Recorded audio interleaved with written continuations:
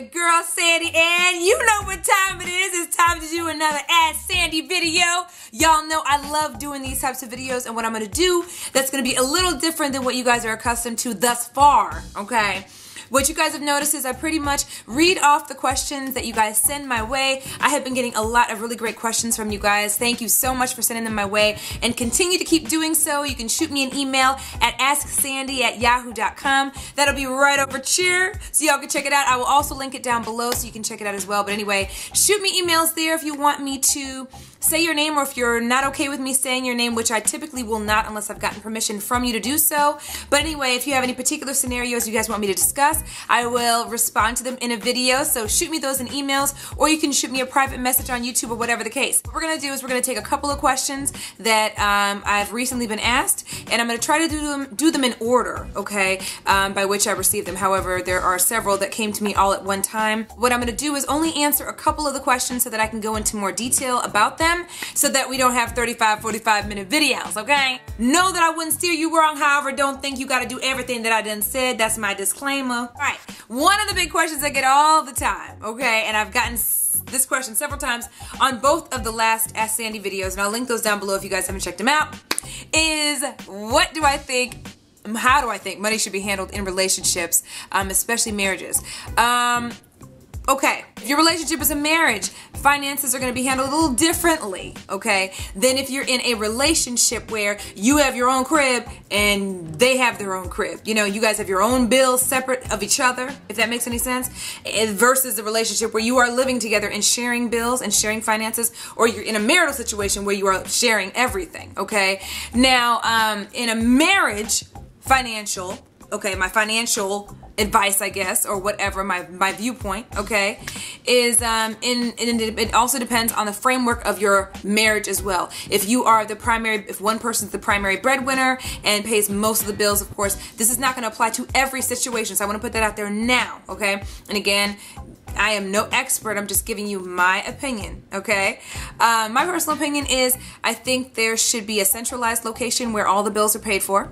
The general bills, as in the mortgage or the house or the rent, the utilities for your actual household that you currently live in, or whatever the case, maybe your car notes and those types of things.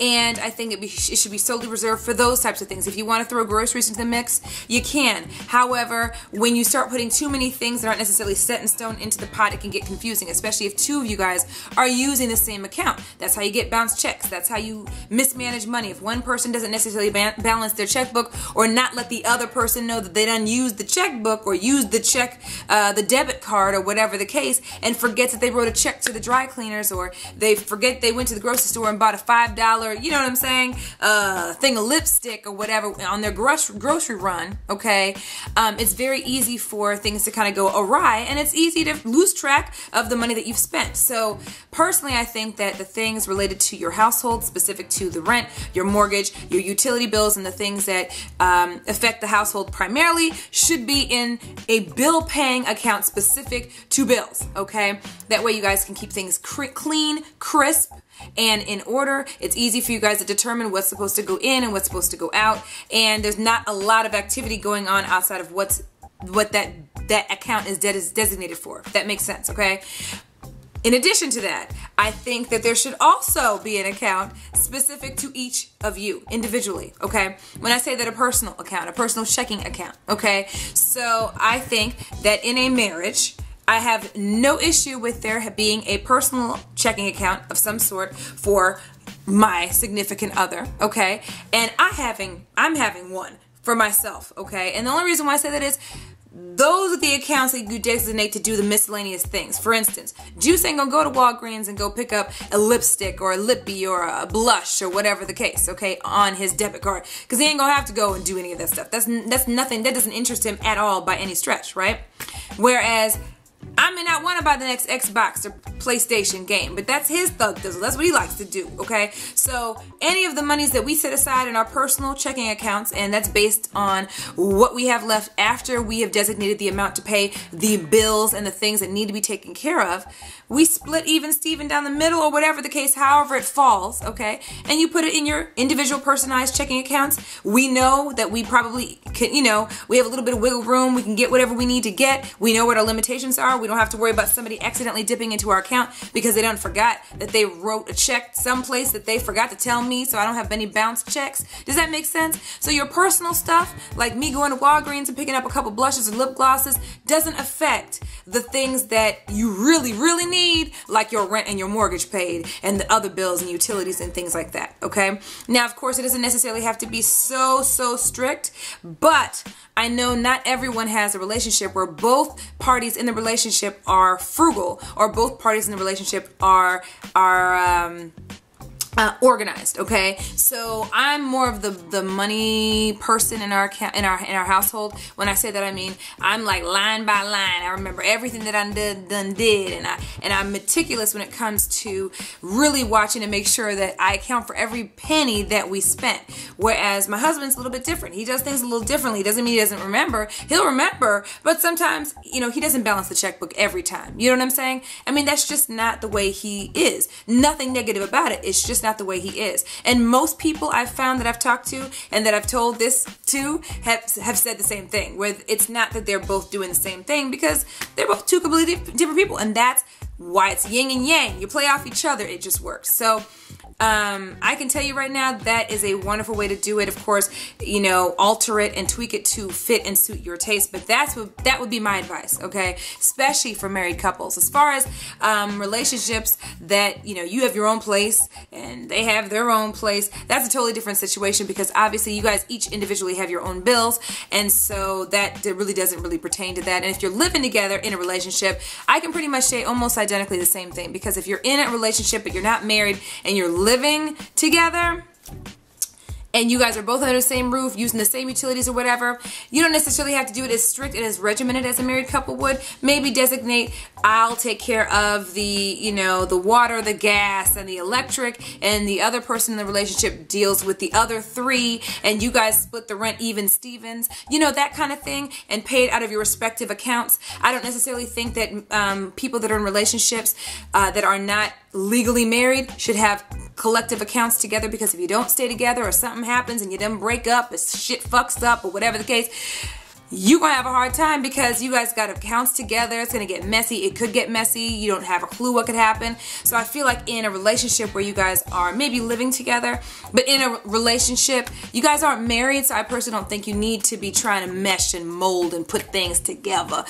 It just isn't necessary. You know what I'm saying? When you get married, you do that kind of stuff. But when you're separate, literally from a legal perspective, even though you're in a relationship, okay, and may live together, I still think you just need to figure out who's going to pay for what and keep your stuff separate, okay? Because again, if you guys don't last, y'all going to have all these accounts, but with both your names on it and a lot of extra shit you don't want to have to deal with when it's all said and done, okay? So I hope I answered that question okay. I hope I didn't confuse y'all with that answer, okay? The other question I got, and I cannot find an email to save my life, so I apologize if you're watching right now and I did not acknowledge your name, because I did ask if I could say your name in the video and I cannot find it. I don't know how to look on Facebook for it or whatever the case. But a young lady emailed me on Facebook and asked me specifically about a situation she was dealing with her boyfriend. And literally it's a situation where when she met her now boyfriend, okay, she basically put herself together in a certain way, had makeup on, you know, wore her hair a certain way, wore clothes in a certain way, or whatever the case. And when they met, that's how he met her. That was her personality, okay? That's how she portrayed herself. They got together, and after having been with each other for a little bit, he's basically told her, he's like, he doesn't like her dressed like that. He doesn't want her to look like that. He basically is trying to let her know, hey, you have a man right now. You really don't need to be doing the most, okay? And you don't need to be dressing like this. And basically what she asked me was that she basically told me part of her struggle is the fact that she is, you know, she doesn't want to completely change herself, okay? But her and her significant other, okay, always seem to have, you know, arguments or whatever the case in relation to how she dresses and that kind of thing. Now, she says she doesn't dress super duper provocative or any of that kind of thing, but she asked me, how does Juice handle this situation when I'm dressed the way that I'm dressed? You know, how do you compromise, or is there compromise? How do you handle a situation where maybe your significant other doesn't really like what it is that you're wearing or wants to change you in the way that you portray yourself physically, how you put yourself together, and that kind of thing. And I'm paraphrasing like there's nobody's business, but this question was very interesting to me because I totally understand where she's coming from. However, okay, and I might get some people that are like, no, that's bullshit. But this is just me being real, and again, it's just my personal opinion. My thing is this, okay? When it comes to certain things with regard to that, like when I met Juice, let me give you an example because she asked specifically about me and my situation, okay? When I met Juice, the way that y'all see me now, okay, and as crazy as I am, and as cuckoo as I am, and as loud and as boisterous as I am, that's how he met me. Okay, so I've always been like that. As long as I've known him, he's always known that I have been a little cray-cray, okay? That being said, he's always known that I've been very flamboyant in the way that I put myself together, my clothing, my makeup. I love weave. I've always worn big hair. I have always been that type of person, whether it was braids, dookie braids, whatever the case, and didn't have much of a filter. That's just kind of who he met when he met me. That's who I have always been, okay?